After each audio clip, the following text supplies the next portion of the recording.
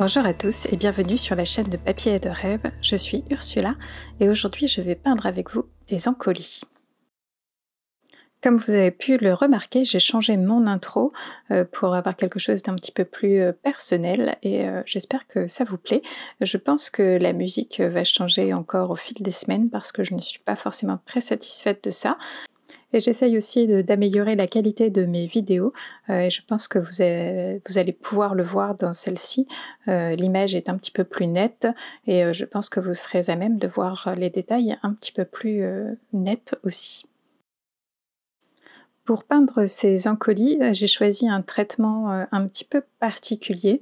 Vous savez que j'aime beaucoup les aquarelles avec beaucoup de douceur, beaucoup de dégradés, avec des couleurs qui fusent les unes dans les autres. Et ici, je change un petit peu mon fusil d'épaule et j'essaye quelque chose que je n'ai pas fait très souvent.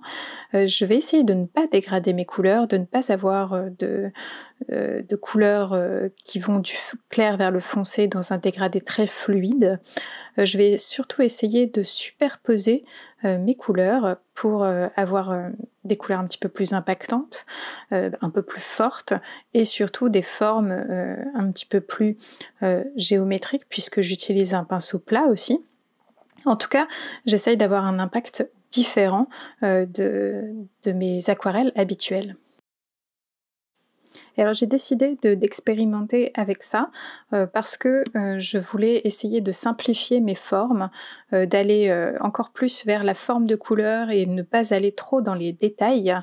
Et je peux arriver à ça en m'imposant une contrainte et ici c'est celle de ne pas dégrader mes couleurs mais juste de travailler les superpositions et travailler au mieux la transparence de l'aquarelle vu que c'est un médium qui est transparent. Donc pour commencer cette aquarelle, j'ai d'abord établi la forme de mes fleurs avec ces zones violettes qui ressemblent un peu à des cloches, vu que les encolis ont un petit peu cette forme-là. Et ensuite, je vais ajouter la verdure tout autour, mais en essayant de vraiment ne pas aller dans le détail. Et c'est pour ça d'ailleurs que j'utilise un gros pinceau plat. Je ne peux pas faire de détails avec, mais j'essaye de penser en forme de couleur. Comme il y a une zone de mon image que je veux un peu avec cette impression d'être éclairée par le soleil, j'applique d'abord ce jaune de nickel azo de manière assez intense, mais vous verrez que par la suite ça va évoluer vers un vert parce que je vais ajouter d'autres couleurs par-dessus. Et comme l'aquarelle est transparente et surtout toutes les couleurs que j'utilise dans ma palette sont les plus transparentes possibles, cette couleur jaune va tout de même ressurgir à travers toutes les couleurs que je vais mettre par-dessus. Donc on aura toujours cette impression de chaleur, de zone lumineuse à cet endroit-là. Et aujourd'hui, j'utilise un vert qui est nouveau dans ma palette, qui est l'Amazonite véritable de Daniel Smith. C'est une couleur qui est faite à base de pierres broyées et qui est donc très granulante et c'est donc très intéressant pour moi vu que j'aime beaucoup la texture de la granulation. Alors, je pense que vous avez pu le remarquer, je n'ai pas beaucoup de vert dans ma palette, j'ai juste le vert émeraude et celui-ci donc que je viens de rajouter. Et c'est tout simplement parce que je trouve que les verts sont plus intéressants lorsqu'on les mélange nous-mêmes et de cette manière-là aussi ils sont plus adaptés au sujet que l'on peint. J'aime beaucoup par exemple faire des verts avec du bleu outremer et du jaune de nickel azo, ou alors du bleu outremer et l'or rouge aussi. Et si j'ai un vert émeraude dans ma palette, c'est tout simplement parce que c'est une couleur qui n'est pas faisable avec les couleurs que j'ai dans ma palette. C'est tout bonnement impossible d'avoir ce vert qui tire un peu vers le bleu, qui n'est pas forcément très naturel, mais qui aide à obtenir des teintes plus naturelles avec certains mélanges. Et si j'ai choisi l'Amazonite véritable, c'est aussi pour cette raison-là, parce que c'est un vert qui tire vers le bleu, un vert qui tire vers le turquoise, et je pense que ça va m'aider à obtenir des couleurs différentes, et ça va venir enrichir, je l'espère, mes aquarelles. Mais revenons à mon aquarelle actuelle et ce que je suis en train de peindre. Vous pouvez voir que c'est un bazar pour l'instant et que on ne sent pas forcément les fleurs et la végétation autour, mais vous allez voir que avec une couche encore supplémentaire, tout ça va commencer à prendre vie. Pour l'instant, c'est un petit peu un grand fouillis, mais c'est tout de même intéressant. J'ai de très jolies couleurs, je trouve, des couleurs très très fraîches, surtout dans les verts, et ça m'intéresse beaucoup. Je vais laisser sécher cette couche et pendant ce temps-là, je vais vous parler du matériel utilisé. Alors, pour les pinceaux, j'ai utilisé un Escoda Ultimo 1 pouce, un pinceau plat, et un plus petit pinceau plat, Princeton Neptune 1/2 pouce, pour les détails par la suite. Pour les couleurs, j'ai utilisé du bleu outremer, du jaune de nickel azo, de l'or rouge aussi, de la laque de Carence rose, de la couleur glycine de Daniel Smith et cette fameuse amazonite génuine. Et mon papier est un papier Arches en grain satiné.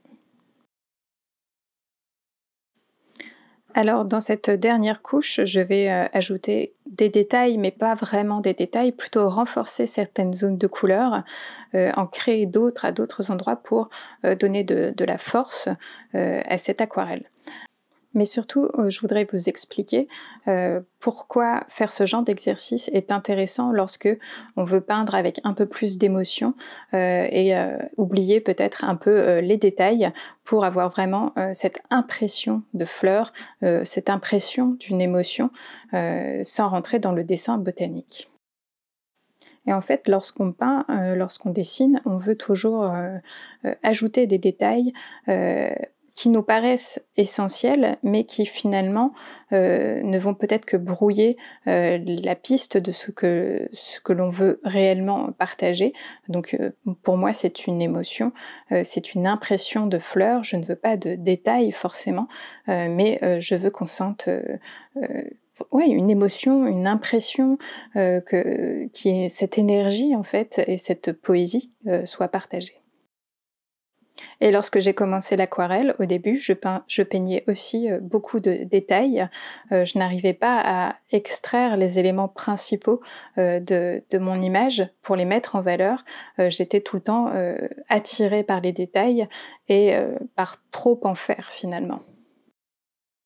Et c'est pour ça que s'imposer des contraintes qui peuvent paraître un peu ridicules vont nous aider à extraire ce qui est intéressant et ça va aussi nous donner des bons réflexes en fait pour juste faire passer l'émotion en oubliant les détails. Donc ici, c'est l'utilisation du pinceau plat uniquement, qui ne me permet pas de faire de détails réellement, et je suis obligée de travailler avec ce pinceau pour donner cette impression, cette texture de fleurs. Je ne peux utiliser que ce pinceau, c'est une contrainte. Mais la contrainte aussi de ne pas créer de dégradé, donc c'est-à-dire appliquer une couleur, rincer mon pinceau et venir la dégrader avec de l'eau. J'ai décidé de m'interdire ceci juste pour cette aquarelle.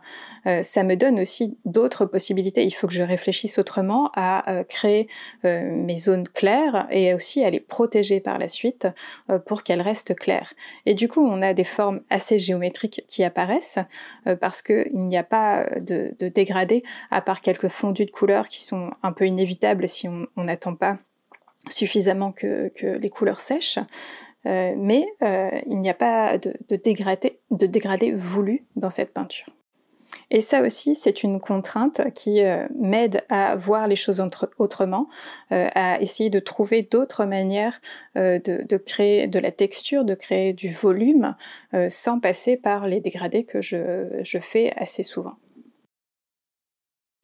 Et au final, vous pouvez voir que mon image a de la texture. Je pense qu'on comprend les fleurs, même si peut-être on ne peut pas deviner totalement que ce sont des encolis, mais on comprend qu'il y a des fleurs, on comprend qu'il y a du feuillage, et surtout il y a une énergie dans cette aquarelle, une énergie assez puissante, et c'est exactement ce que je recherche. J'ai des couleurs franches, mais j'ai aussi quelques couleurs un petit peu plus subtiles grâce à mes couches précédentes, et il y a une sorte d'équilibre dans toutes les traces de mon pinceau qui n'ont pas du tout été fondues les unes dans les autres, qui restent très presque géométriques parce que la forme de mon pinceau le veut, et on a du coup quelque chose d'assez intéressant, je trouve. Et en tout cas, ça a été aussi très intéressant à peindre, même si j'ai eu très peur au début, parce que je ne voyais pas exactement là où j'allais, et je trouvais que tout était trop puissant, trop fort, et finalement, en rajoutant des couleurs, en rajoutant des couches, on commence à avoir quelque chose d'un petit peu plus subtil, et tout de suite, tout est un petit peu plus intéressant. Et pour finir mon aquarelle, j'ajoute quelques petits détails avec une aquarelle, une couleur un petit peu plus opaque. C'est un petit peu comme ma couleur lavande que j'aime beaucoup, mais ici c'est une couleur un petit peu plus rosée qui s'appelle Glycine, et qui, je pense, va devenir aussi ma meilleure amie comme la couleur lavande. Et cette vidéo est à présent terminée, merci de l'avoir regardée jusqu'au bout et j'espère qu'elle vous a plu. N'hésitez pas à aller faire un tour sur le blog pour plus d'informations sur cette image, et dites-moi ce que vous en pensez dans les commentaires. À bientôt.